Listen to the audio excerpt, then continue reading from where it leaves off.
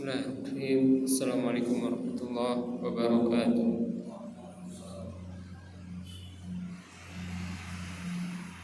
Alhamdulillah ala ihsani wa syukurulahu ala taufiqihi wa amtinani. Asyhadu an la ilaha illallah wahdahu la syarika lah ta'ziman li sya'nih wa asyhadu anna nabiyyana Muhammadan abduhu wa rasuluh ad-da'i ila ridwanih wa ala alihi wa ashabihi wa ikhwanih. Ya ayyuhalladzina amanu taqullaha haqqa tuqatih wa la tamutunna illa wa antum muslimun. Fa inna asdaqal hadithi kitabullah wa khairal hadi hadi Muhammadin sallallahu alaihi wasallam wa syarrul umuri muhdatsatuha wa kullu muhdatsatin bid'ah wa kullu bid'atin dhalalah wa kullu dhalalatin finnar.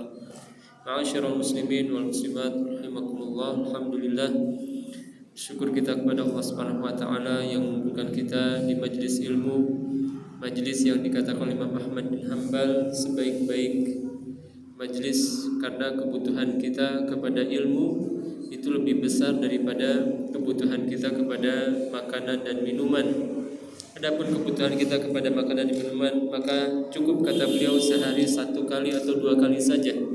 Adapun kebutuhan kita kepada ilmu, fabi adadil anfas, yaitu sejumlah nafas kita sepanjang waktu kita. Maka bersyukur kita kepada Allah Subhanahu wa taala yang telah mempermudah langkah kita untuk hadir di majelis ilmu. Mudah-mudahan kita masuk ke dalam sabda Nabi sallallahu alaihi wasallam, "Wa man salaka tariqan yaltamisu fihi ilman, sahhalallahu lahu bihi tariqan ilal jannah." Barang siapa yang melakukan suatu perjalanan, suatu usaha dalam rangka meraih ilmu, yakni ilmu syar'i, maka Allah Subhanahu wa taala akan permudah jalannya menuju surga Allah Subhanahu wa taala. Allahumma 'allimna ma yanfa'una wanfa'na bima 'allamtana wa zidna 'ilman. Allahumma rahmataka narjuk wa la takilna ila anfusina tarfata 'ain.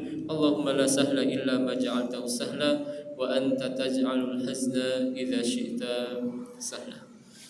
Seperti biasa, kita mengkaji kitab Ta'lim al-Ilm atau Khulasatu Ta'lim al-Ilm, yaitu tentang kaidah-kaidah bagaimana kita mengagungkan ilmu. Karena sejatinya ilmu ini adalah sesuatu yang agung. Saking agungnya, Allah Subhanahu wa taala gandengkan ahli ilmu dengan persaksian Allah dan para malaikatnya. Syahidallahu annahu la ilaha illahu wal malaikatu wa ulul ilmi qa'iman bil qist. Allah Subhanahu wa taala bersaksi bahwasanya tidak ada Tuhan yang berhak diibadati kecuali hanya Allah. Demikian juga para malaikat dan para ahli ilmu, mereka bersaksi akan hal tersebut. Kita sekarang masuk ke pembahasan yang ke-15, kaidah yang ke-15, al-maqidul khamisa asyar, raddu muskilihi ila ahlihi, yaitu kita serahkan permasalahan yang pelik, permasalahan yang sulit dalam ilmu kepada ahlinya.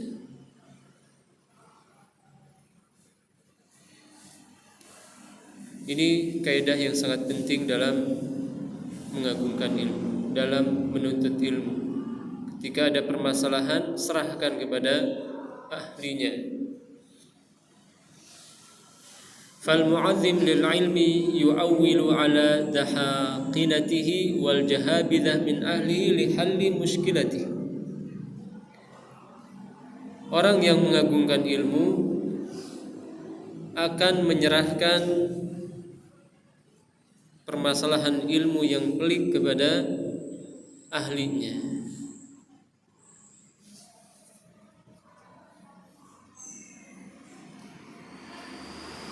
Dan jahabidah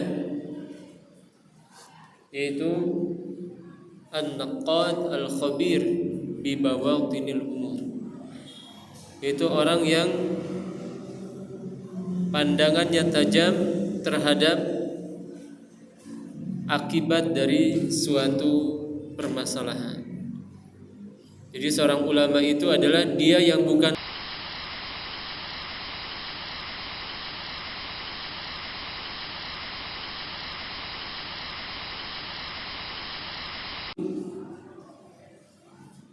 Dia adalah orang yang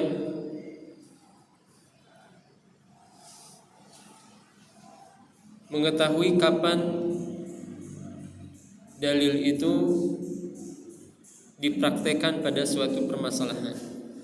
Karena tidak semua permasalahan itu menggunakan dalil yang sama. Nanti insya Allah kita akan coba sebutkan permasalahan.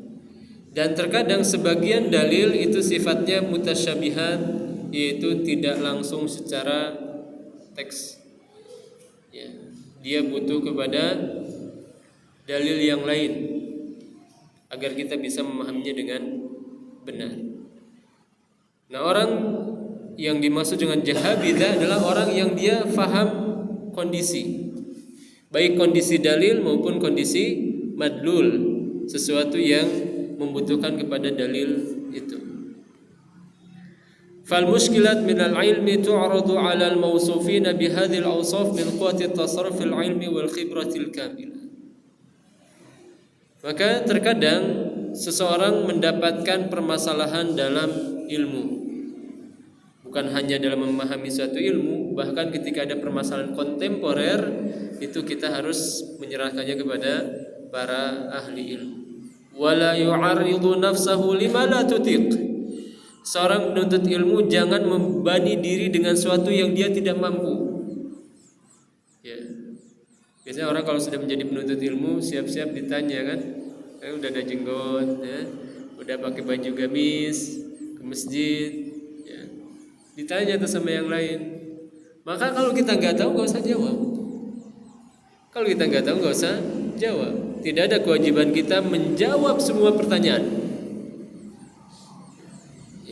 Bahkan sebagian ulama mengatakan yang menjawab setiap pertanyaan itu majnun, gila. Ya. Kalau ada orang yang menjawab semua pertanyaan, gila tuh. Berarti dia apa ini? Bahkan pernah terjadi pada Imam Malik, ada orang datang dari jauh membawa 40 pertanyaan. Beliau hanya jawab 1 atau 2 saja. Kata orang yang membawa pertanyaan itu, wahai Imam, ini saya datang dari jauh. Katakan Malik gak tahu. Subhanallah. Katakan Malik tidak tahu. Subhanallah. Sesimpel itu. Demikian juga Anda pernah mendengar sendiri Syekh Abdul Muhsin Al-Abbad Al-Badr, ahli hadis kota Madinah, ayahnya Syekh Abdul Razak Al-Badr yang suka mengisi daurah di Istiqlal. Itu ditanya 3 pertanyaan sekaligus. Pertanyaan ini beliau jawab wallahu a'lam. Pertanyaan yang lain wallahu a'lam. Pertanyaan yang lain wallahu a'lam. Subhanallah. Ya. Dan ini jarang kita dapati di Indonesia ya. Yang 3 pertanyaan wallahu a'lam. 1 aja jarang kan? 1 saja jarang.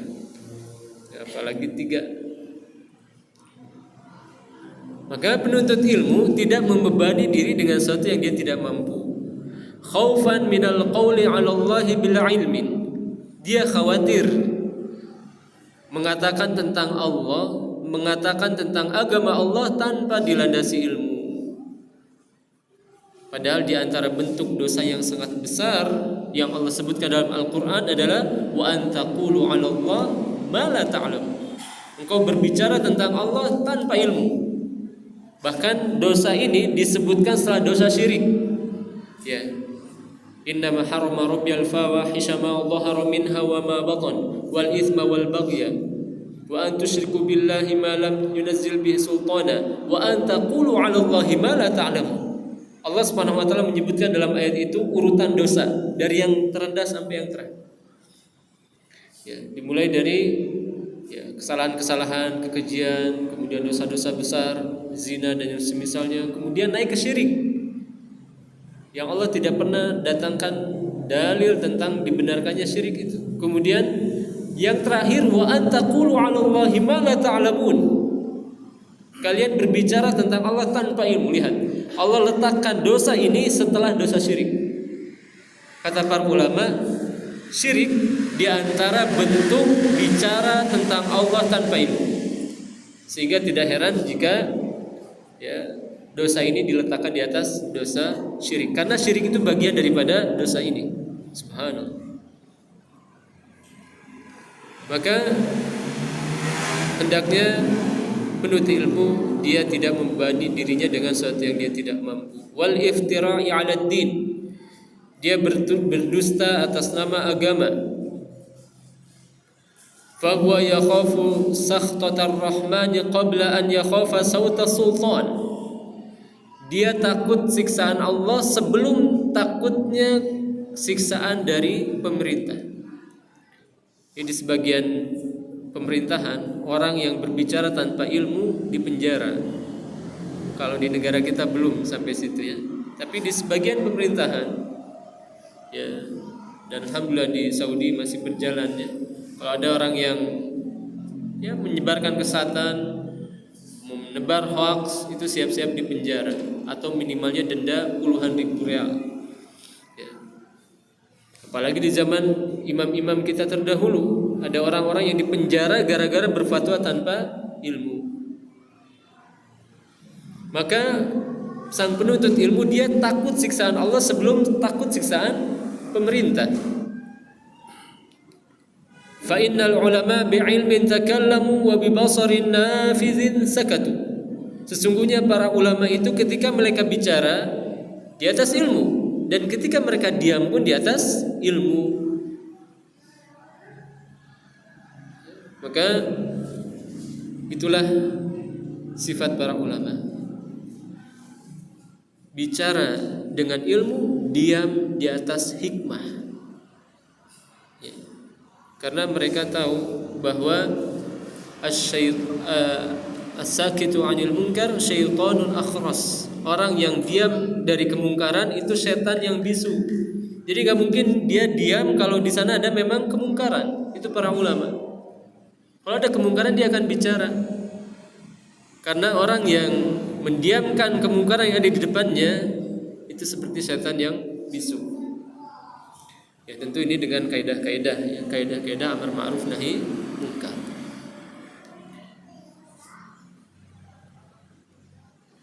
Fa in takallamu fi mushkilin fatakallam bi kalamihim.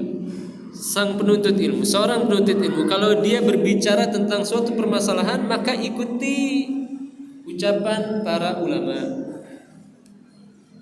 Wa in sakatu anhu falyasa'ka ma wasi'ahum. Tapi kalau para ulama diam dari permasalahan itu, maka kita pun harus ikut diam. Jangan ikut berbicara. Ya, contoh misalkan ketika Allah Subhanahu wa taala disebutkan oleh Nabi sallallahu alaihi wasallam, ajiba rabbuna min qunuti ibadihi.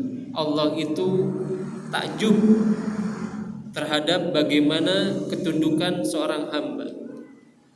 Demikian juga di dalam hadis Abu Razin disebutkan Allah Subhanahu wa taala dhahika rabbuna, Allah itu tertawa. Para sahabat mereka diam saja, tidak menanyakan bagaimana tertawanya Allah, bagaimana takjubnya Allah, tidak bertanya. Bahkan mereka ya diantaranya seorang sahabat Abu Razin itu dia mengatakan lan na'dima khairan min rabbin yadhhak. Kita tidak akan kehilangan kebaikan dari Rabb yang tertawa.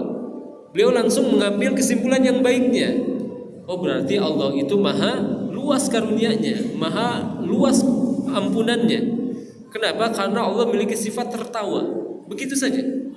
Tidak bertanya kepada Rasulullah Muhammad, wahai Rasulullah, bagaimana tertawanya Allah? Tidak. Mereka tidak bertanya itu. Fa bi basarin nafidhin kafu. Maka ketika mereka diam itu di atas ilmu. Sehingga kita pun hendaknya mengikuti apa yang mereka diamkan. Wa min asyaqqil mushkilatil fitanul waqi'atu wan nawazilul hadithatu allati tatakatharu ma'a imtida'iz zaman.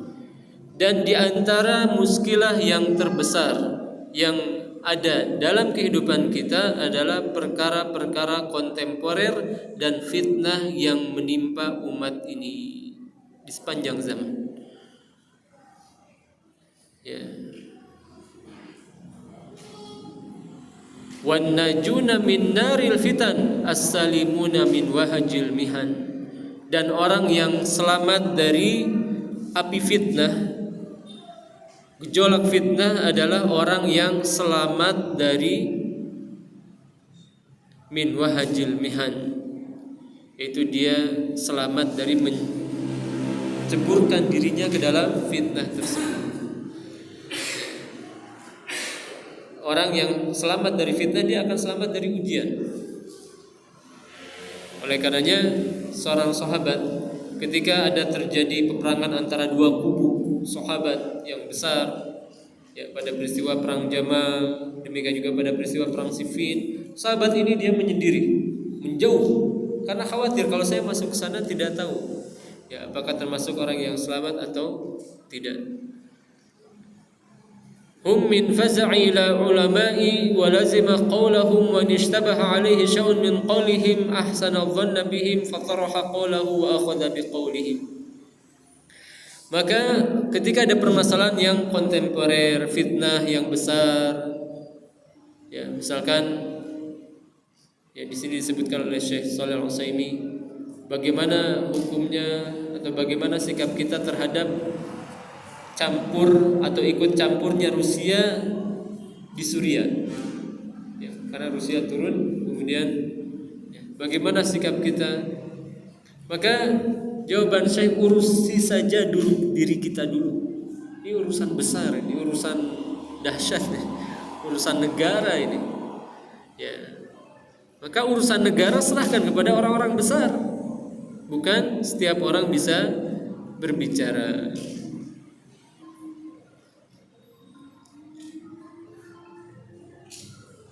Fattajribatu wal khibratu wa in ishtabaha alaihi syai'un min qawlihim ahsana dhanni bihim.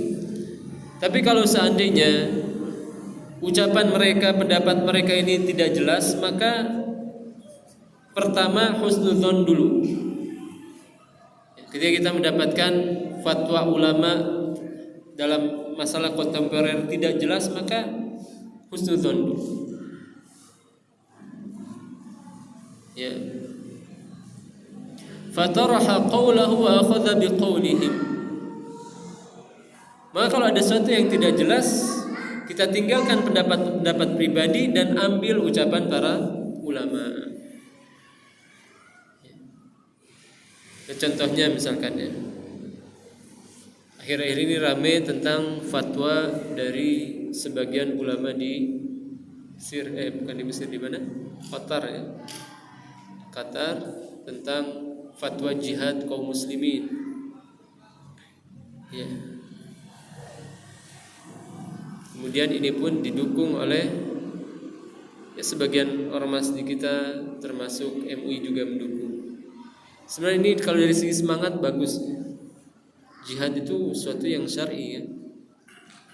Namun kalau kita lihat para ulama Ahlus Sunnah memandang fatwa ini fatwa yang kurang relevan dengan kondisi umat Islam di zaman sekarang. Syekh Albani, Syekh bin Baz, banyak ini fatwa seperti ini, ya. Demikian juga sebagian masyayikh di zaman sekarang itu berpandangan fatwa ini belum pas, karena pertama akidah umat masih lemah, yang kedua umat Islam ini masih sedang dalam berpecah belah, ya. Maka kalau ini dipraktekkan oleh negara Saudi, siap-siap haji umroh selesai gitu, Pak. Ya. Kalau ini dipraktekkan oleh negara Saudi, makanya mereka sangat hati-hati sekali, kan. Ketika dipanas-panasi, kenapa kok Saudi nggak nyerang Israel? Itu kan mereka itu pikirannya jauh. Bisa saja mereka nyerang, tapi diserang balik hancur Mekah. Orang mau umroh, mau haji jadi gak bisa. Ini kan pikirannya panjang mereka itu. Karena dan mereka, alhamdulillah, pemerintah Saudi itu masih dekat dengan para ulama. Pemerintah Saudi masih sangat dekat dengan para ulama. Ketika ada pertemuan-pertemuan senantiasa diundang. Ya, ketika Id para ulama diundang. Sehingga hal-hal seperti ini mereka bisa mengambil dari fatwa para ulama. Walaupun, ya, kondisi Saudi sekarang sudah berbeda, ya, sudah ada konser musik, ya, sudah ada hal-hal yang itu sejatinya bertentangan dengan syariat. tapi sejatinya para ulama sudah mengingkari hal itu. Namun kebijakan pemerintah tetap menjalankannya. Oleh karenanya, ya, lihat bagaimana para ulama kita yang mendalam ilmunya memandang hal itu. Ya, secara semangat kan, ayo jihad. Ya, siapa yang tidak mau jihad? Seorang muslim itu kan harus punya niat untuk jihad. Barang siapa yang tidak punya niat untuk jihad, maka meninggalnya seperti bangkai jahiliyah. Ya, setiap dari kita harus punya niat jihad. Kalau ada jihad yang syar'i, Pak Prabowo mengatakan ayo serang Israel, berangkat kita. Ya. Namun ketika jihad itu tidak di bawah komando pemerintah yang sah, ya, kemudian hanya, ya, kekuatan-kekuatan yang sejatinya kita ini belum kuat, maka, ya, kita hendaknya mengikuti wejangan para ulama dalam hal ini. Dan yang menjadi permasalahannya adalah akidah umat Islam ini masih lemah. Dan di antara kunci berkuasanya umat Islam di permukaan bumi adalah ketika mereka mentauhidkan Allah, menjauhi kesyirikan. Allah berjanji di dalam surat An-Nur, wa'adallahu alladhina amanu wa 'amilus shalihat la yastakhlifannahum fil ardi kama istakhlafal ladzina min qablihim wa la yumakkinanna lahum dinahum alladzi irtadha lahum wa la yubaddilannahum min ba'di amnihim khawfa wa la yubaddilannahum min ba'di khawfihim amna ya'budunani la yusyrikuna bi syai'a. Sungguh Allah berjanji kepada setiap orang yang beriman dan beramal saleh akan menjadikan mereka berkuasa di atas permukaan bumi ini dan menjadikan agama yang Allah ridhai berkuasa menyebar. Syaratnya apa? Ya'budunani la yusyrikuna bi syai'a. Hendaknya mereka beribadah kepadaku saja, tidak melakukan kesyirikan. Ini kalau tauhid sudah tersebar kuat, maka insya Allah dengan sendirinya umat ini akan memiliki kekuatan yang luar biasa. Sebagaimana Nabi SAW 10 tahun atau 13 tahun di Mekah sabar. Kenapa? Karena masih dalam fase penguatan akidah. Akidah kaum muslimin masih ada kekurangan-kekurangan, sehingga di antara sahabat ada yang meminta dibuatkan pohon jimat. Ya, maka Nabi SAW sabar terus, susun kekuatan 13 tahun hidup tertindas. Baru setelah pindah ke Madinah sudah punya kekuatan, akidah kaum muslimin sudah kuat, baru ketika itu menyerang. Ya, oleh karenanya seperti itulah pemikiran para ulama. Bukan berarti mereka tidak peduli dengan Palestina sekarang, mereka sangat peduli. Bahkan bantuan terbesar yang disembunyikan oleh media yaitu bantuan dari Saudi Arabia, namun tidak terlalu diekspos. Bantuan tetap, doa harus, bantuan kemanusiaan, kemudian relawan kesehatan dan seterusnya, ini terus. Adapun menyerangnya itu belum saatnya sekarang. Ya, kenapa? Karena kalau sekarang menyerang, siap-siap. Ya. Dan pernah terjadi di tahun berapa itu? 3 negara atau 4 negara besar sekaligus, ya. Mesir, terus tahun berapa itu? Pokoknya negara-negara besar kalah juga mereka. Ya, karena saat ini belum saatnya kita untuk jihad menyerang. Ya, maka dengan kita mengambil bagaimana pandangan para ulama itu akan lebih selamat. Ya, demikian juga tentang misalkan fitnah di Iran, ya, fitnah di Suriah dulu, ya. Dulu bagaimana para ulama itu mengatakan jangan ikuti fenomena Arab Spring. Ya, ketika ada ketidaksetujuan, kemudian seorang membakar dirinya, menyebabkan orang-orang Arab semuanya banyak dari mereka melakukan demo menggulingkan pemerintah yang sah. Maka ketika itu kekacauan luar biasa. Bahkan kata salah seorang guru kami, Syekh Samir Al-Jazairi, kata beliau ketika itu banyak orang hampir gila saking dahsyatnya permasalahan. Ya, jangan jauh-jauh. Ketika kita di masa tahun berapa itu? 1998. Itu kan kacaunya luar biasa. Penjarahan di mana-mana, Dolar yang awalnya 2.000 jadi 10.000 lebih. Subhanallah. Ya. Maka benarlah kata Syekhul Islam Ibnu Taimiyah bahwa bersabar dengan pemimpin yang zalim 60 tahun itu lebih baik daripada tidak ada pemimpin walaupun hanya 1 hari. Bersabar dengan pemimpin yang zalim 60 tahun itu lebih baik daripada menggeserkan pemimpin, tidak ada pemimpin 1 hari kekacauan di mana-mana. Ya. Fattajribatu wal khibratuhum kanu ahaqqa biha wa ahlaha.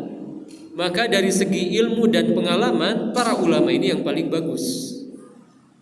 Ya, terutama para ulama yang sudah senior. Oleh karenanya satu riwayat mengatakan al-barakatu ma'aki akabirikum. Keberkahan itu akan ada bersama orang-orang senior di antara kalian. Cari siapa ulama paling senior, tanya tentang permasalahan-permasalahan kontemporer.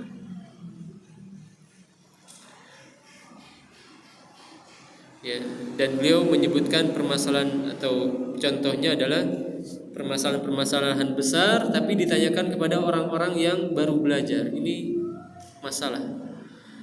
Kalau mau tanyakan kepada Hay'atu Kibaril Ulama, ya, yaitu Komisi Fatwa Ulama Besar Saudi atau yang semisalnya.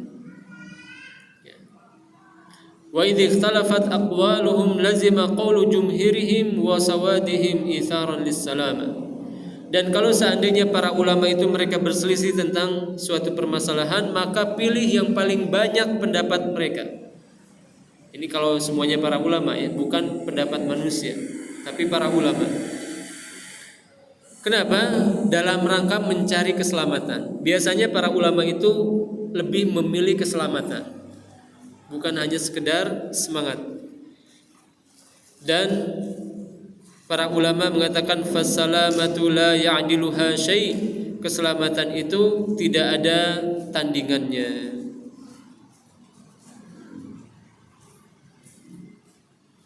Demikian juga para penuntut ilmu, dia dalam memberikan suatu statement akan bertanya kepada para ulama, bukan melihat bagaimana selera manusia.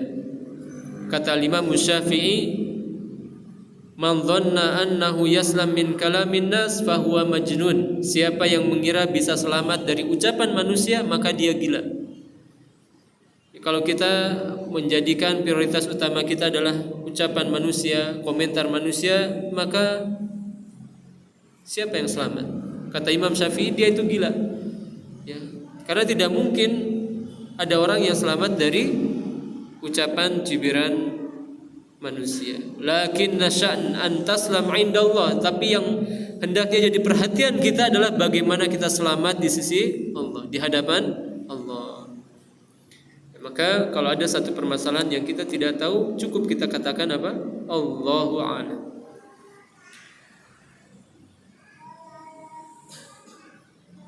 Dan berkata Ibnu Abi Asim di dalam kitab Murtaqal Usul, wa wajibun fi mushkilatil fahmi tahsinun adh-dhann bi ahli ilmi.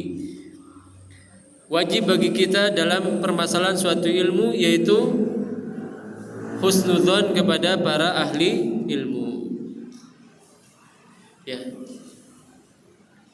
Ya, contoh misalkan tadi ini kenapa kok fatwa ulama Saudi itu atau fatwa ulama besar kita ini seolah-olah enggak mengharuskan jihad gitu. Ya, kita kan mau jihad gitu. Tapi kan mereka itu di atas ilmu gitu. Ya, mereka mengatakan itu di atas ilmu. Dan betapa banyak permasalahan-permasalahan ketahuan betulnya ketika sudah selesai. Itulah para ulama. Mereka menilai, kemudian berbicara.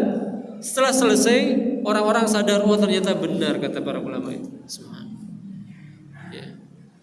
Ya seperti ya kasus tentang Arab Spring itu sudah diingatkan, jangan terbawa fitnah, jangan. Dan alhamdulillah sekarang masyarakat Jazair kalau ada pemanasan demo seperti itu mereka sudah dewasa. Ya, karena sudah merasakan pahitnya bagaimana penggulingan pemerintah itu. Wa min jumlatil muskilati raddu zallatil ulama. Di antara bentuk permasalahan yang hendaknya kita berhati-hati yaitu berkaitan dengan kesalahan para ulama wal maqalatul batilati li ahli bid'ah wal mukhalifin, dan pendapat-pendapat ahli bid'ah dan orang-orang yang menyimpang. Fa inna ma yatakallamu fiha al ulama ar-rasikhun bayyanaha asy-Syatibi fil muwafaqat wa Ibnu Rajab fi Jami' al-Ulum wal Hikam. Jadi di antara bentuk pengagungan seorang terhadap ilmu, jangan mudah-mudah nyemplung dalam syubhat. Ya. Jangan mudah-mudah nyemplung terhadap syubhat. Yang apal cing kumaha cenah cing batur syubhat teh. Oh bener oke nya. Tuh. Karena dia tidak tahu. Maka kalau kita ingin mengupas tentang suatu ucapan yang menyimpang, kita baca atau dengarkan dari para ahli ilmunya. Bagaimana mereka mengupas syubhat itu, kemudian kita lihat bantahannya. Bukan dengan kita menceburkan diri sendiri untuk membaca kitab yang penuh dengan syubhat tersebut. Karena kalau seperti itu hati lemah, sementara syubhat itu menyambar-nyambar. Ya, maka jangan kita biarkan hati yang lemah ini terjerumus ke dalam pemikiran yang rancu. Imam Ahmad saja pernah diajak debat oleh orang yang terkenal kesatannya. Kata Imam Ahmad, gak mau saya. Ya Imam, walau ayat, dengarkan saya walaupun satu ayat, walaupun satu ayat saya gak mau dengar. Subhan. Ini sekelas Imam Ahmad, ya, apalagi kita. Maka jangan sampai merasa aman sehingga kita mengatakan ambil yang baiknya, buang yang buruknya. Siapa kita? Ya. Faljadatus salimatu 'arduha 'alal ulama raskhin wal istimsak biqaulihim fiha. Maka cara yang benar, yang selamat dalam hal ini adalah kita mengambil pendapatnya para ulama dan berpegang teguh dengan ucapan mereka. Oleh karenanya seorang ulama mengatakan iyyaka wal kalam wa anta laisa fihi imam. Hati-hati engkau berbicara suatu hal sementara tidak ada pendahulumu dalam hal ini. Hati-hati kita berbicara tentang suatu hal sementara tidak ada ulama yang mendahului dalam hal ini. Ini sebab terbesar selamatnya kita dalam permasalahan ilmu.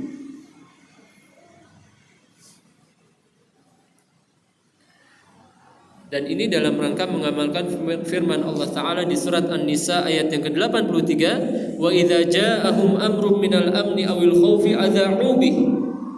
Ketika ada permasalahan besar yang menimpa mereka berkaitan dengan keamanan atau rasa takut, maka mereka segera menyebarkannya. Ini sifat orang jahil. Sifat orang jahil, setiap ada permasalahan langsung ribut. Ya, ada permasalahan hoax langsung ribut. Ya, tidak diserap dulu baik-baik. Contoh kebijakan yang sekarang sedang tersebar bahwa syarat untuk mendapatkan bantuan sosial itu apa? Vasektomi.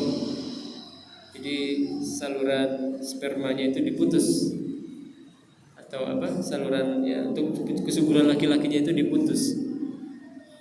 Ya. Ini kan kita harus pelan-pelan. Pertama, benar tidak itu akan dipraktekkan atau ini masih wacana? Kedua, kita serahkan permasalahan ini kepada para ulama. Ya, kita serahkan permasalahan ini kepada para ulama, dan para ulama telah memberikan fatwa dalam hal ini bahwa memutus sebab kesuburan seorang itu terlarang sampai adanya sebab syar'i. Demikian juga mensterilkan rahim wanita itu tidak boleh. Sampai kata dokter mengatakan, ibu kalau lahir lagi ibu yang bahaya. Ibu kalau kelahiran lagi ibu yang bahaya. Ketika itu boleh di steril. Tapi kalau tanpa ada sebab apa-apa kemudian ingin disteril, maka ini tidak boleh. Ya. Allah Subhanahu wa taala mengatakan nahnu narzuqukum wa iyyahum. Kami akan memberikan rezeki kepada kalian dan anak-anak kalian. Jangan sampai kita tidak mau menambah anak karena takut miskin, tidak boleh. Ya, tidak boleh kita tidak mau menambah anak karena takut miskin. Allah mengatakan nahnu narzuqukum wa iyyahum. Kami akan memberikan rezeki kepada kalian dan mereka. Ya, demikian juga Nabi SAW menilai pembunuhan al-wa'dul khafi, pembunuhan tersembunyi, yaitu ketika seorang membunuh anaknya dengan sebab takut miskin. Ya. Yang boleh dalam syariat kita adalah mengatur jarak kelahiran, boleh. Saya mau anaknya 5 tahun sekali, boleh. 3 tahun sekali, boleh. Ya, karena banyak anak apa itu hukumnya? Sunnah. Memperbanyak anak hukumnya sunnah. Nabi SAW mengatakan apa? Bahwa inni mukatsirun bikumul umama yaumal qiyamah. Saya akan berbangga-bangga dengan kalian dengan jumlah kalian yang banyak nanti di hari kiamat. Jadi memperbanyak anak itu sunnah. Tapi apa hukumnya pendidikan anak? Wajib. Jangan sampai orang hanya semangat untuk memperbanyak anak. Ayo tunji. Apa itu tunji, Pak? Setahun hiji. Tapi dia tidak memperhatikan pendidikannya. Ya, anak-anaknya ingusan, otot eho, ya, ya, tidak terurus. Pendidikannya terbengkalai. Tidak ada biaya untuk pendidikan. Maka ini bermasalah. Ya, dan alhamdulillah sekarang pendidikan yang sunnah ini kan sudah bervariatif. Ada yang mulai dari gratis, murah, mahal pun ada. Ya.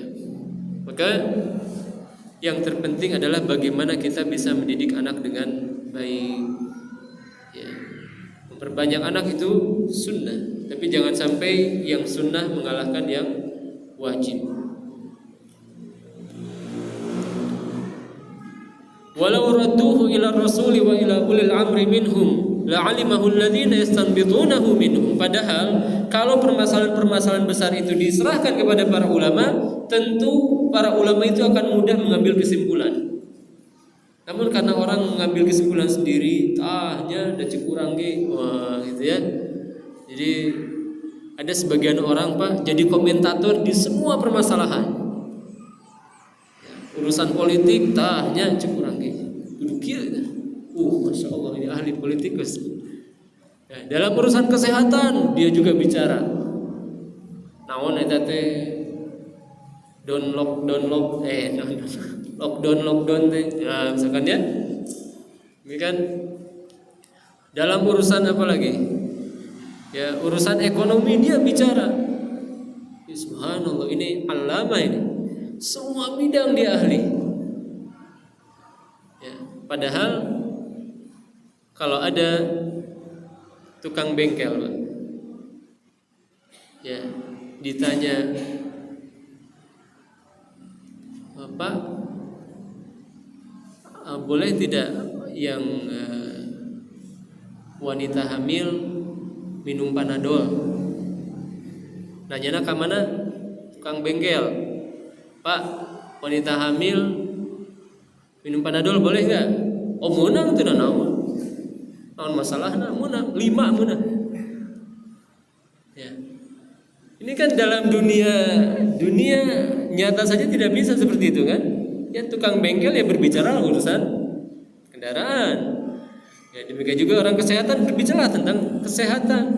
Demikian juga tentang agama. Sebagian orang semua permasalahan dia jawab semua. Ya. Maka yang selamat itu adalah ketika ada permasalahan kita serahkan kepada para ulama, lihat bagaimana para ulama berpandang, baru setelah itu kita ambil kesimpulan. Ya. Bahkan ya disebutkan oleh Syekh Shalih Al-Utsaimin, beliau menikulkan ucapan seorang imam bahwa itulah majelis para al-anbiya. Ya, majelis para al-anbiya. Nanti insyaallah kita akan bahas.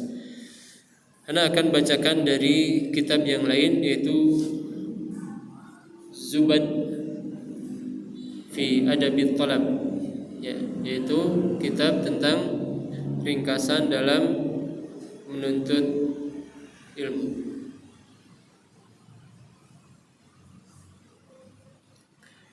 Itu ada pembahasan raddu ma tashabaha minan nusus ilal muhkam wa ijtinab al mutasyabihat. Yaitu kita serahkan permasalahan yang pelik, dalil-dalil yang mutasyabih kepada dalil-dalil yang muhkam. Kemudian beliau membacakan firman Allah Ta'ala, membawakan firman Allah Ta'ala surat Al-Imran ayat yang ke-70. Allah berfirman, huwallazi anzala 'alaikal kitaba minhu ayatun muhkamatun hunna ummul kitab wa ukharu mutasyabihat.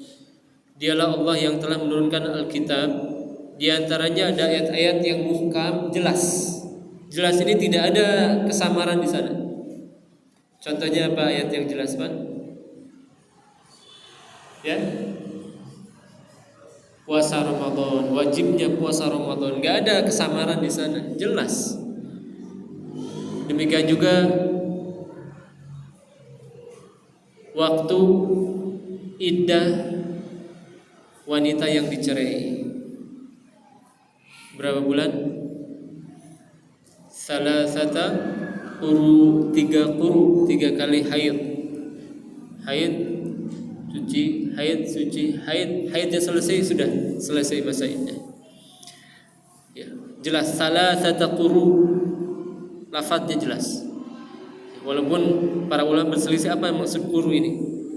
Apakah haid atau suci? Yang jelas 3 bulan. Tapi yang lebih tepat adalah haid. Quru itu haid. Kenapa? Karena Nabi SAW mengatakan da'is salata ayyama aqra'iki. Tinggalkan salat di hari-hari qur'u.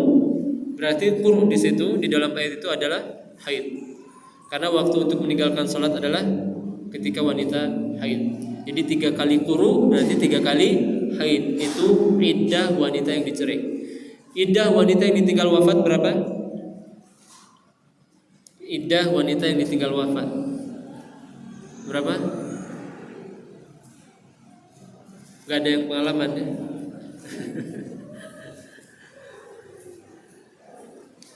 Berapa? 4 bulan 4 bulan 10 hari. Arba'ata ashhurin wa 'ashra. 4 iddah wanita yang ditinggal wafat oleh suaminya adalah 4 bulan 10 hari. Dia tidak boleh bersolek dulu, ya, tidak boleh menikah dulu, tidak boleh berkhitbah dulu, ya, tidak boleh keluar rumah kecuali untuk hal yang darurat.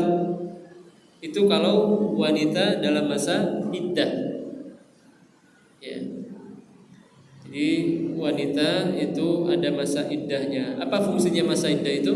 Untuk memastikan rahimnya kosong dari keturunan. Karena bisa jadi sempat ada yang terbuahi. Maka tidak boleh menikah dulu. Kalau menikah nanti tercampur. Ini nasab punya siapa ini? Ini anak punya suaminya yang sebelumnya atau yang sekarang? Gak jelas. Makanya diperintahkan wanita, ya, untuk melakukan masa iddah. Yang dicerai 3 quru, yang ditalak yang meninggal suaminya yaitu 4 bulan 10 hari. Ini kan jelas arba'ata ashhurin wa 'ashra. Ayatnya jelas, enggak ada persimpangan 4 bulan 4 bulan apa ya? Jelas. Dan ada ayat-ayat yang butuh penjelasan. Ada ayat-ayat yang butuh penjelasan. Ya, misalkan Allah berfirman, wa 'alal ladzina yutiqunahu fidyatun ta'amu miskin. Bagi orang yang punya kekuatan, dia boleh melakukan atau membayar fidyah saja, tidak usah saum. Oh, berarti boleh ya? Saya kuat, tidak usah saum, bayar fidyah saja.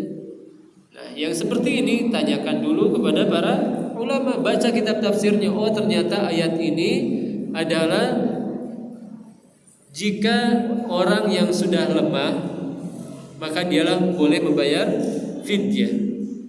Atau tafsiran lainnya yaitu ayat ini sudah dihapus hukumnya. Jadi di masa awal Islam orang kuat punya dua pilihan, antara dia bayar fidyah atau saum. Ya, demikian juga misalkan ya Allah Subhanahu wa taala menjelaskan Ar-Rahmanu 'alal 'arsy istawa. Allah Subhanahu wa taala bersemayam di atas arsy. Ya, bagi orang kan bingung gimana gitu. Maka kita kembalikan kepada ayat-ayat yang muhkam bahwa Allah itu sifatnya ada di atas. Ya khafuna rabbahum min fawqihim. Di antara sifat yang beriman yaitu takut kepada Rabb yang ada di atas mereka. Aamintum man fis sama? Apakah kalian merasa aman dari zat yang ada di atas langit? Oh, berarti tidak bertentangan antara sifat istiwa dengan sifat ada di atas. Ya. Berkata Aisyah radhiyallahu taala anha, tala Rasulullah SAW hadhil ayat thumma qala Rasulullah SAW fa idza ra'aita alladhina yattabi'una ma tashabaha minhu fa ulaika alladhina samallahu fahdharuhum. Allah Subhanahu wa taala katakan dialah Allah yang menurunkan Alkitab, di dalamnya ada ayat-ayat yang muhkam jelas, tidak ada penafsiran ganda. Hunna ummul kitab, itulah sejatinya sifat Al-Qur'an. Wa ukharu mutasyabiha, dan sebagiannya ayatnya itu mutasyabihat. Mutasyabihat dalam Al-Qur'an artinya dua. Arti yang pertama mutasyabihat yaitu tidak jelas, perlu penjelasan. Ada mutasyabihat yang lain artinya mirip-mirip. Allahu nazzala ahsanal hadithi kitaban mutasyabihan mathaniya taqsha'iru minhu juludul ladzina yakhshawna rabbahum.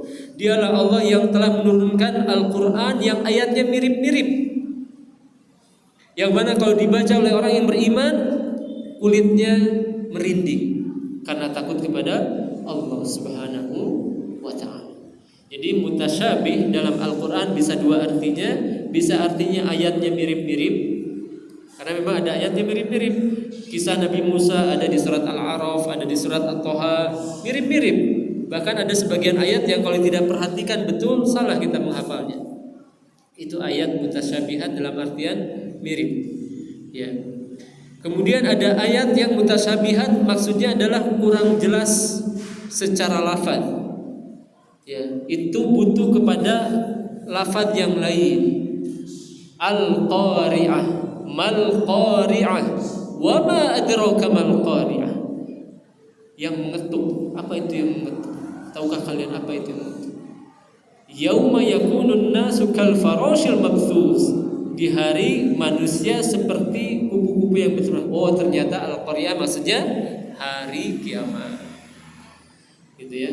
Jadi terkadang ada ayat yang butuh kepada ayat yang lain.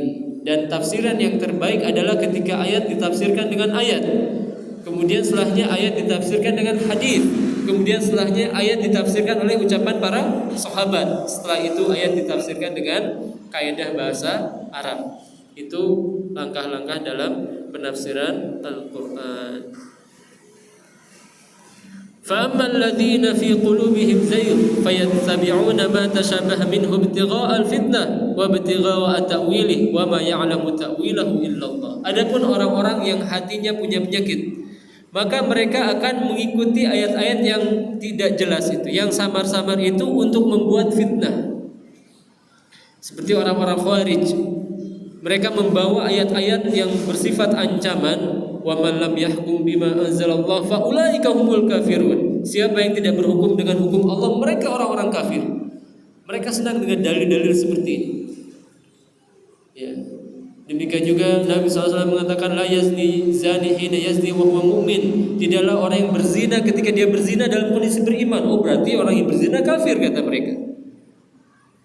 Wala yashrabul khamra hina yashrabuha wa huwa mu'min. Demikian juga orang yang minum khamar ketika minum khamar dalam kondisi beriman, tidak mungkin. Maka senang dengan dalil-dalil seperti ini. Akhirnya mereka ambil kesimpulan orang kafir, orang pelaku dosa besar kafir, halal darah dan hartanya. Sehingga ya kalau ada ayam masuk ke rumah mereka diambil Pak. Ya, Anda punya teman dulu mantan NII. Ya, kepanjangannya apa ini itu? Negara Islam Indonesia bukan? Ya. Negara Islam Indonesia. Iya. Alhamdulillah sudah dibubarkan kan sama pemerintah kita. Walaupun pemikirannya masih ada. Pemikirannya masih ada. Ya, tapi ormasnya sudah dibubarkan. Itu kata beliau sudah jadi ustaz. Dulu ketika anak ngaji di pondok itu kan, di pondok ini itu. Kalau ada ayam masuk ke pondok kita, sudah tuh kita makan saja. Apa dalilnya kan itu orang pelaku dosa besar, halal darah dan hartanya. Jadi kalau masuk ayam orang lain ke rumah dia atau ke pondok dia, sudah dipotong saja makan bareng-bareng. Subhanallah. Ya, ini karena salah dalam memahami dalil. Ya. Sebaliknya orang-orang Murji'ah, mereka menggunakan dalil-dalil yang seolah-olah membolehkan, seolah-olah iman itu harus sempurna dan melupakan dalil-dalil yang dipakai oleh orang Khawarij. Ya, misalkan bahwa orang yang berzina itu masih berhak untuk mendapatkan ampunan Allah. Ya. Maka ditanya oleh seorang sahabat, wa in zana wa in saraq, wahai Rasulullah, walaupun dia berzina, walaupun dia mencuri, kata Nabi sallallahu alaihi wasallam, wa in zana wa in saraq. Nah, ini dalil yang dipakai oleh orang-orang Murji'ah. Oh, berarti orang yang berbuat dosa imannya tetap sempurna. Ya, jadi tidak masalah dia berzina, imannya tetap sempurna, sehingga tidak ada bedanya antara iman iblis dengan iman Nabi Muhammad sallallahu alaihi wasallam. Mereka samakan. Bahkan di antara gulatul Murji'ah, di antara Murji'ah yang ekstrim, mereka mengatakan seorang cukup tahu Allah dia beriman. Ya, subhanallah. Cukup tahu Allah saja beriman. Fir'aun tahu Allah, iblis tahu Allah, sehingga dengan keyakinan mereka makhluk-makhluk ini beriman. Ini yang gulatnya. Adapun ahlu sunnah pertengahan, menggabungkan semua dalil yang dipakai oleh Khawarij dan dalil-dalil yang dipakai oleh Murji'ah, semuanya diterima. Mereka ambil kesimpulan semua dosa selain syirik masih dikatakan muslim. Selain dosa selain syirik besar, kafir, kufur besar, nifak besar, itu masih dalam kondisi muslim. Dan orang yang terjerumus ke dalam syirik besar pun itu harus ditegakkan hujjah dan terhindar dari penghalang pengkafiran, baru bisa dikafirkan. Jadi Ahlussunnah wal Jamaah adalah orang-orang yang paling berbahagia dengan dalil. Jadi kalau ada dalil itu seneng gitu. Ya, ini dalilnya saya pakai juga, yang ini juga saya pakai juga. Selama hadisnya sahih, ayat, mereka senang. Beda dengan orang-orang yang menyimpang. Orang-orang Khawarij gak senang dengan dalil-dalil yang memberikan pengharapan, gak senang mereka. Ya, sehingga ada seorang Mu'tazilah, dia ingin menghapus ayat wa kallamallahu Musa taklima. Kalau bisa saya hapus ayat ini. Dia ingin mengganti wa kallamallaha Musa taklima. Padahal ayatnya apa? Wa kallamallahu Musa taklima. Allah mengajak bicara Musa dengan sebenar-benarnya. Jadi yang bicaranya siapa? Allah. Tapi orang Mu'tazilah mereka mengingkari sifat bicara bagi Allah. Akhirnya dia ingin mengganti ayat itu dengan wa kallamallaha Musa yang bicara, bukan Allah subhanahu. Ya, ini sifat orang yang menyimpang. Ketika ada dalil itu dia mengerutkan dahinya. Adapun Ahlussunnah wal Jamaah senang dengan dalil, karena semua dalil dia pakai, semua dalil dia pergunakan.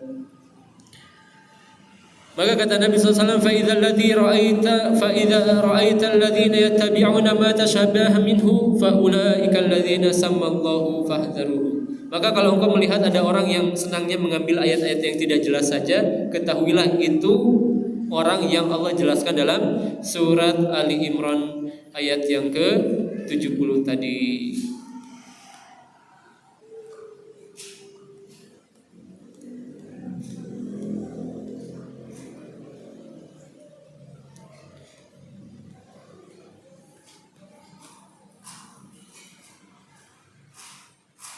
Dan syubhat ini dulu Anda pernah bahas ya di sini. Ini bisa berhubungan dengan beberapa hal. Bisa berhubungan dengan dalilnya, bisa berhubungan dengan sisi pengambilan kesimpulannya. Dalilnya ketika ternyata dalilnya tidak kuat, ternyata dalilnya lemah, atau ternyata hadisnya palsu, terjadilah kesamar-samaran bagi orang awam. Utlubul ilma walau bis-Sin, tuntutlah ilmu walaupun ke negeri Cina. Wah, ini hadis sahih ini bagus ya, ke negeri Cina. Akhirnya belajar ke Cina sana, padahal hadisnya palsu. Demikian juga hadis tentang qahwah, ya, man mata, siapa yang meninggal, wa fi batnihi, dan di perutnya ada bekas kopi, maka dia akan masuk surga. Allah, enak sekali ya. Jadi kalau kita mau masuk surga, ngopi aja terus, Pak. Meninggal kita sudah ahli surga. Ya, ini tanda-tanda hadis palsu ya, aneh. Demikian juga ada orang yang jualan terong, akhirnya dia bikin hadis palsu. Al-bazinjan da likulli dawaun likulli da. Terong itu obat segala penyakit. Allah, ini hadis buatan tukang terong. Yang benar itu apa? Habbatus sauda. Habbatus sauda da likulli dawa likulli da illal maut au illas sam. Habbatus sauda itu obat untuk semua penyakit kecuali kematian. Kematian mah enggak ada obatnya. Ya. Ya. Jadi dalilnya itu bisa jadi syubhat ketika dia palsu atau lemah. Dan para ulama mereka adalah orang-orang yang bicara apa adanya. Mereka katakan ini hadisnya lemah, walaupun orang-orang mencintainya, orang-orang senang, tapi kata mereka ini hadisnya lemah. Maka syubhat bisa jadi dari segi dalil. Ya. Atau demikian juga syubhat bisa terjadi dari pemahaman dalil itu. Sehingga para ulama ya mengatakan ini pemahaman terhadap dalil ini adalah pemahaman yang syubhat. Contohnya adalah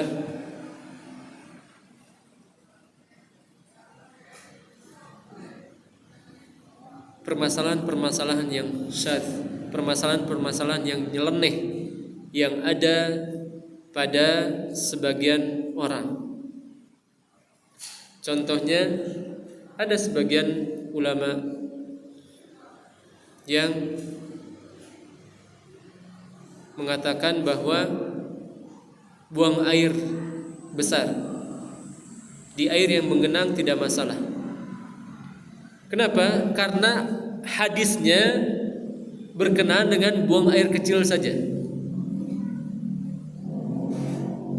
Ya. La yabulanna ahadukum fil ma'id da'imil ladzi la yajri. Tidak boleh ada di antara kalian yang buang air kecil di air yang mengenang. Ini kan buang air kecil. Buang air besar enggak masalah. Subhanallah. Padahal dalam istilah agama kita ada namanya qiyas aulawiyat atau qiyasul aula. Qiyas analogi yang lebih tinggi.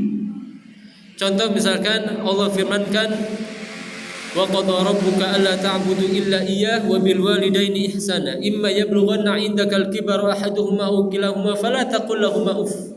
Ketika seorang mendapati orang tuanya sudah sepuh, maka jangan sekali-kali ucapan apa? Uff, cis, ah dan yang semisalnya. Ini kan mengucapkan ucapan ini. Maka kalau mukul nggak ada dalilnya tuh mukul. Orang nggak paham qiyas aulawiyah, qiyasul aula, ini akan mudah mengatakan yang dilarang itu mengucapkan mukul mati naon. Karena nggak ada dalilnya. Subhanallah. Ya, yang berpandangan seperti itu pemahaman yang syubhat.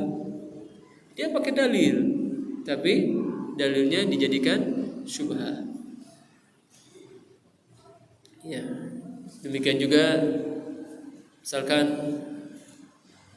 ada orang yang dia membolehkan bom syahid, bom bunuh diri. Dalilnya apa? Hadis riwayat Bukhari bahwa Nabi pernah keinginan untuk bunuh diri. Demikian juga berdalil dengan kisah ashabil ukhdud, bagaimana seorang budak yang dia mengatakan kalau kamu bunuh saya, ya, letakkan saya di batang pohon kurma, kemudian bunuh saya dengan mengucapkan bismi rabbil gulam. Saya membunuh dengan Robnya gulam. Dijadikan dalil bolehnya bom bunuh diri. Subhanallah. Dalilnya benar, surat Al-Buruj. Kalau menggunakan ayat benar, tapi cara memahaminya yang syubhat. Cara memahaminya yang syubhat. Lihat bagaimana para ulama memahami ayat tersebut. Pertama, kata mereka ini berkaitan dengan syariat sebelum kita.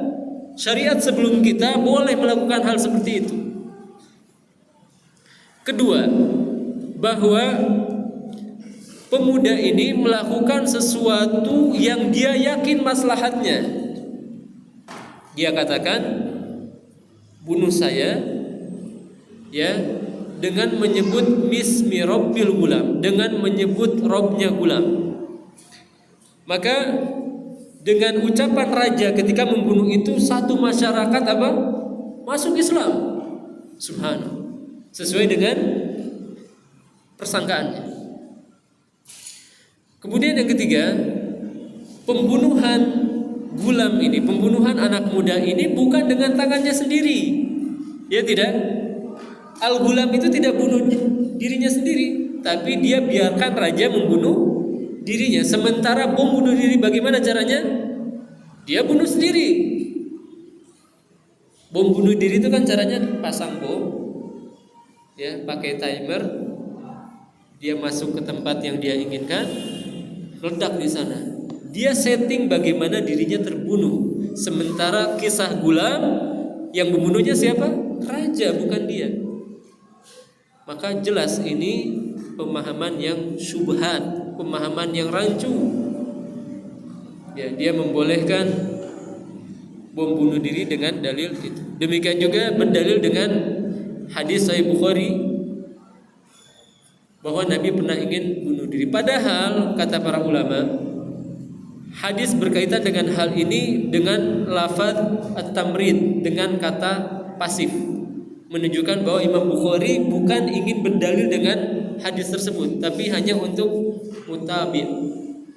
Ya, dan ketika dengan kata pasif maka tidak mesti sahih, walaupun ada di dalam Sahih Al-Bukhari. Ini orang yang menuntut ilmu hadis paham ini ya. Jadi kalau Imam Bukhari mengatakan qala itu pasti sahih, gak mungkin gak sahih. Di antaranya misalkan hadis tentang musik, itu Al-Imam Al-Bukhari menyebutkannya dengan kata aktif, berarti itu pasti sahih. Walaupun sebagian ulama mengatakan ini hadisnya mu'allaq. Imam Bukhari tidak menyebutkan gurunya terlebih dahulu, beliau langsung loncat ke guru yang lain. sehingga sebagian ulama seperti Ibnu Hazm menghalalkan musik. Alasannya apa? Hadis riwayat Bukhari tidak menyambung, mu'allaq. Padahal kata ulama di antara Ibnu Hajar Al-Asqalani, ketika Imam Bukhari meriwayatkan dengan kata aktif, ketahuilah itu hadis yang sahih. Ya, bahkan Imam Ibnu Hajar mengumpulkan hadis-hadis yang tergantung seperti itu di kitab khusus, yaitu kitab yang dikenal dengan Sighatut Taqlid atau yang semisal. Ya, jadi ya, hadis tentang haramnya musik walaupun dengan kata mu'allaq, Imam Bukhari langsung meriwayatkan dari gurunya, tidak melalui gurunya langsung, maka ini tetap sahih. Adapun hadis tentang bunuh diri, maka itu tidak dikatakan sahih menurut Imam Bukhari karena dengan kata pasif. Ya. Ini bagaimana cara kita memahami suatu permasalahan. Ya, tidak langsung serta-merta seperti itu. Oh, boleh ya bunuh diri. Dulu Anda pernah ikut kuliah online, Pak. Namanya tuh kampus syariah atau apa ya? Anda lupa, bayar tuh tiap bulan Anda bayar dulu sebelum berangkat. Pas semester berapa ada pembahasan bom syahid. Allah musta'an. Jadi di salah satu pelajarannya itu ada mata kuliah bom syahid. Judulnya itu bom syahid. Oh, ini bahaya sekali. Dari situ Anda gak mau lanjut lagi. Selesai sudah. Ya apaan? Subhanallah. Ya, dan alhamdulillah Allah gantikan dengan yang lebih baik. Jam berapa? 15 menit lagi. Ya, maka ketidakjelasan, kerancuan itu bisa dari segi dalilnya. Ini hadisnya sahih, dhaif atau yang semisalnya. Atau bisa jadi dari sisi pendalilan. Ya, ini jika berkaitan dengan dalil. Bisa juga berkaitan dengan objek yang kita butuhkan dalilnya. Ya, misalkan an-nabidh. Apa itu nabidh? Khomer tapi bukan terbuat dari anggur. Ya. Khomer apa saja? Bukan dari anggur, dari buah misalkan. Ya, buah apa kira-kira yang bisa jadi khomer? Durian bisa dijadikan khomer? Kurma, ya, yang jelas tuh kurma itu nabidh. Ya, kurma didiamkan lama-lama jadi khomer, itu namanya nabidh. Demikian juga buah apa lagi? Singkong, singkong. Ya, didiamkan lama-lama jadi khomer tuh singkong tuh. Ya, jadinya apa kalau singkong? Ciu bukan? Ya, alkohol. Tapi bukan ciu ya. Kalau ciu dari apa itu? Ya, aren. Oh, dari aren ya, subhanallah. Ya kan? Dari zat-zat yang halal. Tapi ketika dia rubah maka jadi zat yang haram. Ya, sebagian ulama mengatakan nabidh halal. Nabidh halal di sebagian mazhab. Tapi yang lebih tepat, semua zat yang memabukkan itu haram. Kata Nabi SAW, kullu muskirin khamrun wa kullu khamrin haram. Setiap yang memabukkan itu khamr dan setiap khamr itu haram. Apapun namanya, rek ciu, rek apapun itu, selama dia memabukkan maka itu haram. Ya, dan sempat ada kan minuman nabidh tersebar kan di Indonesia ini. Jadi minuman judulnya nabidh. Kemudian ada orang yang membagikan fatwa MUI yang palsu. Jadi padahal itu belum terkonfirmasi dengan MUI. Disebarkan seolah-olah itu dari MUI. Subhanallah. Sampai seorang syekh anak kenal di Jogja itu foto itu nabidh itu. Kata dia, "Hadza khamrun halal." Ini khamr yang halal. Karena dia berpandangan ini sudah dikasih fatwa oleh MUI, berarti sudah aman. Padahal itu fatwa yang palsu. Subhanallah. Maka syubhat, ketidakjelasan bisa berkaitan dengan objek yang butuh kepada dalilnya. Ya. Dan syubhat juga berkaitan dengan takwa kita. Kita keluar masjid, kemudian ada sendal, sama persis. Tapi tadi mah bersih, akhirnya mah jadi kotor. Pakai mah. Nah, ini berarti dia kurang berhati-hati kepada syubhat. Atau dia keluar masjid, sendal saya nggak ada, tapi ya sendal capit pasti ya, pakai aja. Berarti dia kurang hati-hati dalam hal syubhat, karena belum tentu orang yang nyuri itu ini sendalnya, ya. Atau bisa jadi tertukar, ya kan? Dan pemiliknya bukan sendal yang ini, maka hati-hati. Ya, bedakan mana waro, mana luqatah yang diperbolehkan. Luqatah yang diperbolehkan adalah barang-barang yang sekiranya orang tidak akan cari-cari dan itu tergeletak di jalanan, gak masalah dimanfaatkan. Misalkan ada uang 1.000 perak di jalan, Pak. Boleh tidak diambil? Ya. Subhan. Ya. Secara hukum itu termasuk kepada luqatah yang halal. Pulpen di jalan, bukan di masjid ya, di ruangan, di halaman itu janganlah. Tapi mah di jalan yang di sana gak ada rumah, kosong gitu. Ada uang di sana 1.000, 2.000 pulpen, diambil gak?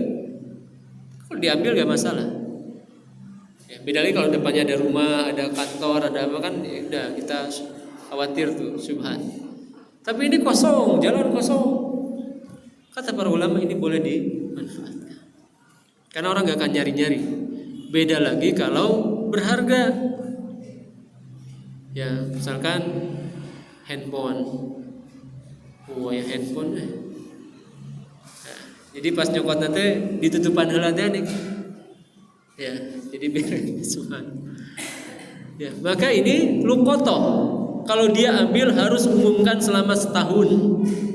Baru setelah itu bisa dimiliki. Diumumkan di tempat-tempat yang ramai, kantor balai desa, di pasar, terus setahun. Baru setelah itu boleh dimiliki. Dan dikecualikan luqatatul haram, yaitu luqatah yang terjatuh di tanah kota Mekah dan Madinah. Tidak boleh diambil seumur hidup walaupun sudah diumumkan setahun. Kenapa? Karena dua tanah suci ini memiliki kekhususan. Orang akan bolak-balik ke sana. Kalaupun tidak, mungkin tetangganya. Ya, makanya kalau antum atau siapa yang pernah hilang handphone di sana, mudah di sana. Tinggal datang ke pintu 5 seberang sana, itu di sana ada ruangan khusus besar, ya, berisi barang-barang yang hilang. Ya, maka kalaupun kita sudah pulang, bisa kita titip tetangga kita, saudara kita, maka tidak boleh diambil luqatatul haram. Adapun luqatah di tempat yang lain boleh diambil selama sudah diumumkan selama 1 tahun. Bagaimana hewan? Kambing boleh diumumkan setahun, setelah itu boleh dimiliki, dimakan. Ya, ini pun kalau datang pemiliknya, ya, ini kita harus siap mengganti, gitu ya. Bagaimana kalau unta, sapi, kuda boleh diambil gak? Gak boleh. Ya, kata Nabi SAW, malaka walah, apa urusanmu dengan dia? Kenapa? Karena unta, sapi, kuda itu bisa bertahan sendiri. Jadi kalau datang serigala misalkan ya, musang atau apa lagi, meong congkok, itu kan bisa bertahan sendiri tuh. Berbeda dengan kambing, kalah dia. Maka kambing bisa diamankan, sapi, unta, kuda tidak boleh diamankan. Kata Nabi SAW, malaka walah, apa urusanmu dengan dia? Biarkan. Ya, dia mencari makan sendiri. Adapun kambing, kata Nabi SAW, ima untuk apa? Engkau atau untuk saudaramu, atau lidhibi, atau untuk serigala. Karena kambing tidak bisa menjaga dirinya sendiri, dia kecil. Ya, maka yang kecil-kecil seperti itu bisa diamankan, ayam yang semisalnya. Ya. Adapun makanan, maka kalau buah-buahan boleh kita makan, kemudian kita ganti kalau datang. Atau boleh kita jual, uangnya disimpan, kemudian kalau ada yang datang kita serahkan. Yaitu makanan, karena akan rusak kalau dibiarkan terus, rusak dia. Maka bisa kita makan dulu, kemudian kita siapkan uang ganti, atau kita jual makanan ini, bolu misalkan atau buah, kita jual, uangnya kita simpan, kemudian kalau ada yang datang kita serahkan. Ya. Nah, maka bedakan mana syubhat, mana luqathah yang diperbolehkan. Ya, ada luqathah yang diperbolehkan. Tapi kalau misalkan di masjid nemu 2.000, wah, lumayan. Nah, ini beda, itu masjid, ruangan, ya. Tapi kalau di luar itu beda. Jadi syubhat bisa terjadi pada ya benda-benda yang tidak jelas. Ya misalkan orang nikah ya kan dengan wanita yang kembar mirip, dua-duanya masih di rumah, jangan disentuh dulu sampai kita yakin ini fulanah istri kita. Pas disentuh, bukan saya. Oh. Ya, berarti dia kurang menjaga syubhat. Ya. Dan ada juga syubhat-syubhat yang berkaitan dengan hal yang lain. Serahkan ini kepada ahlinya.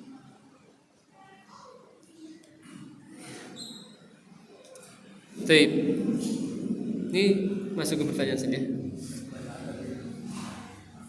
5 menit lagi ya. Baik.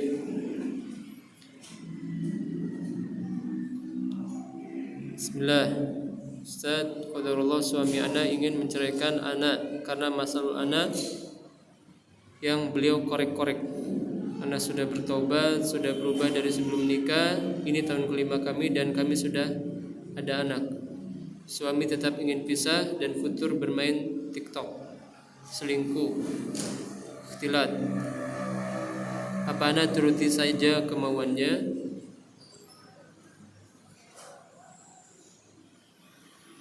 Ya. Jadi ini tergantung sang istri ya. Kenapa tergantung sang istri? Karena di sini disebutkan suaminya sudah selingkuh. Ya, kalau suaminya sudah selingkuh, sang istri boleh meminta cerai. Ya. Kalau suaminya sudah selingkuh ya. Kalaupun dia mau bersabar boleh. Ya, tapi tetap harus perintahkan suaminya untuk bertaubat. Perintahkan bertaubat. Allah Subhanahu wa taala katakan la yazni az-zaniyatu la yankihuha illa zanin aw musyrik. Wa zaniyatu la yankihuha illa. Jadi wanita pezina jangan dinikahi kecuali pezina lagi. Laki-laki pezina tidak boleh dinikahi kecuali dengan wanita pezina lagi. Wa hurrima dzalika 'alal mu'minin. Ya, diharamkan hal ini berlaku bagi orang yang beriman. Maka kalau ingin lanjut, syaratkan suaminya harus bertobat dulu kalau memang sudah perzinaan yang sifatnya perzinahan. Ya.